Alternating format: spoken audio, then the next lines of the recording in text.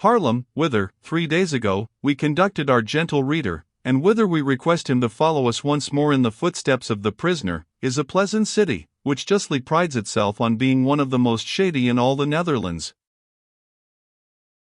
While other towns boast of the magnificence of their arsenals and dockyards, and the splendor of their shops and markets, Haarlem's claims to fame rest upon her superiority to all other provincial cities in the number and beauty of her spreading elms, graceful poplars, and, more than all, upon her pleasant walks, shaded by the lovely arches of magnificent oaks, lindens, and chestnuts.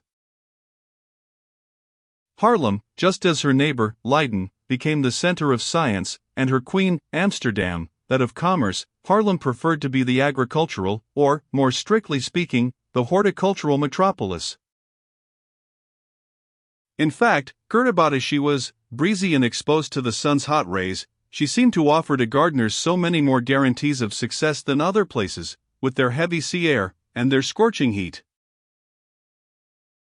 On this account all the serene souls who loved the earth and its fruits had gradually gathered together at Haarlem, just as all the nervous, uneasy spirits, whose ambition was for travel and commerce, had settled in Rotterdam and Amsterdam, and all the politicians and selfish worldlings at The Hague.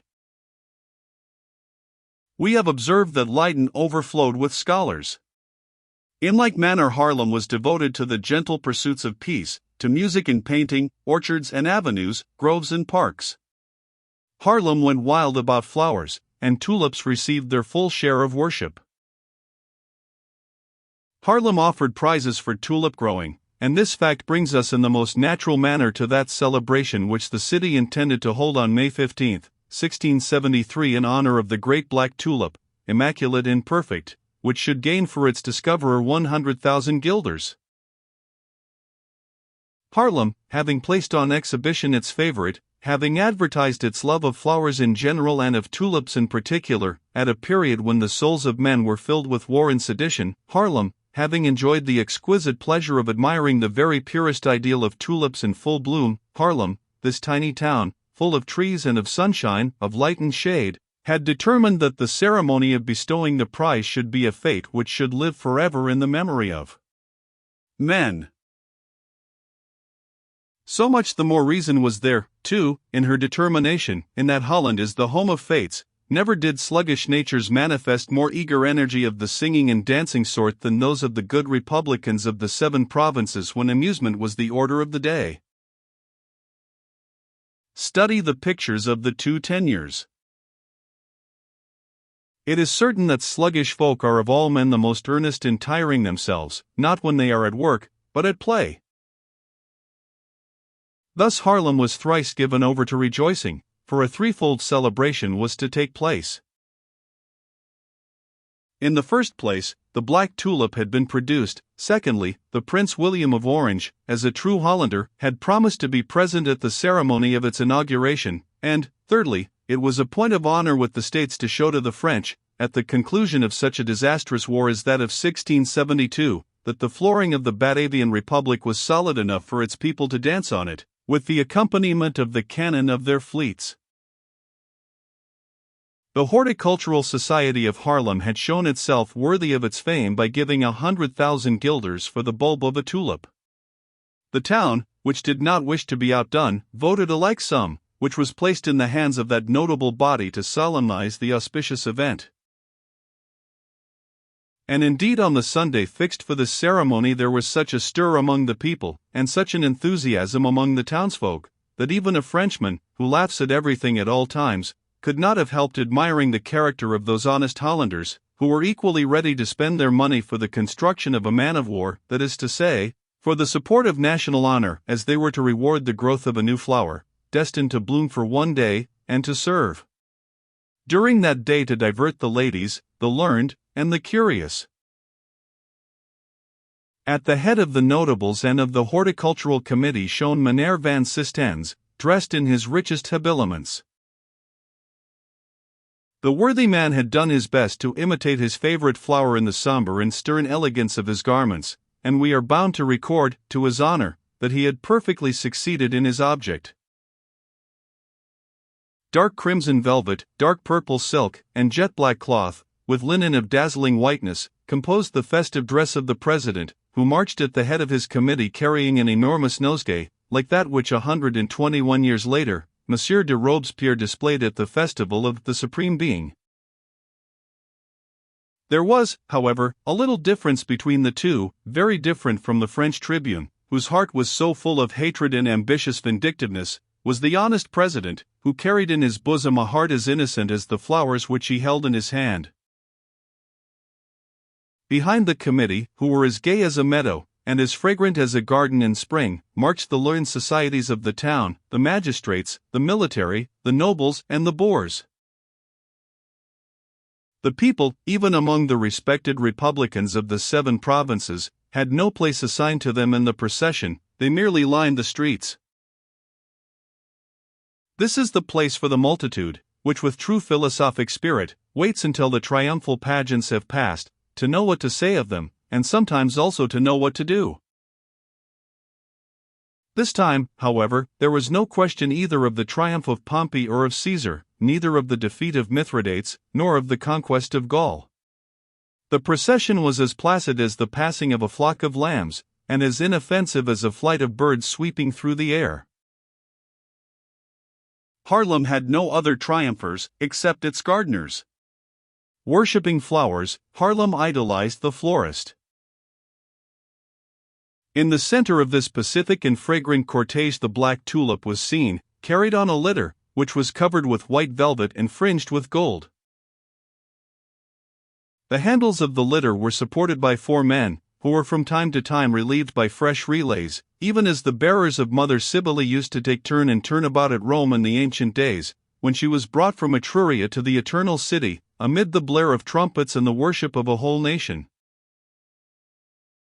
This public exhibition of the tulip was an act of adoration rendered by an entire nation, unlettered and unrefined, to the refinement and culture of its illustrious and devout leaders, whose blood had stained the foul pavement of the Buitenhof, reserving the right at a future day to inscribe the names of its victims upon the highest stone of the Dutch Pantheon. It was arranged that the Prince Stadtholder himself should give the prize of 100,000 guilders, which interested the people at large, and it was thought that perhaps he would make a speech which interested more particularly his friends and enemies. For in the most insignificant words of men of political importance their friends and their opponents always endeavor to detect, and hence think they can interpret, something of their true thoughts. As if your true politician's hat were not a bushel under which he always hides his light. At length the great and long-expected day, May 15, 1673, arrived, and all Haarlem, swelled by her neighbors, was gathered in the beautiful tree-lined streets, determined on this occasion not to waste its applause upon military heroes, or those who had won notable victories in the field of science, but to reserve their applause for those who had overcome nature, and had forced the inexhaustible mother to be delivered of what had theretofore been regarded as impossible, a completely black tulip. Nothing, however, is more fickle than such a resolution of the people. When a crowd is once in the humor to cheer, it is just the same as when it begins to hiss. It never knows when to stop.